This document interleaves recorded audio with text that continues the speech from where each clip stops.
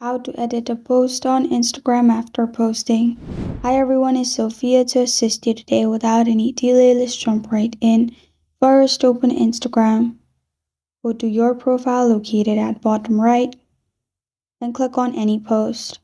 Click on three dots located at top right corner of your screen and you'll find all these options pop up. Click on edit, which is below turn off commenting and above add just preview. Click on edit and you'll find this kind of screen pop up. You can add collaborators, add locations, tag people, write a caption.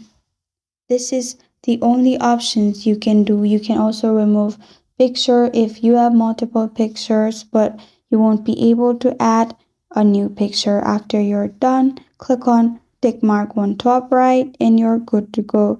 This is how to edit a post on Instagram after posting. Thank you for joining me today. If this video helps you out, please leave a like and subscribe for more. Got a question or want to suggest a topic? Comment below. I am Sophia signing off until next time.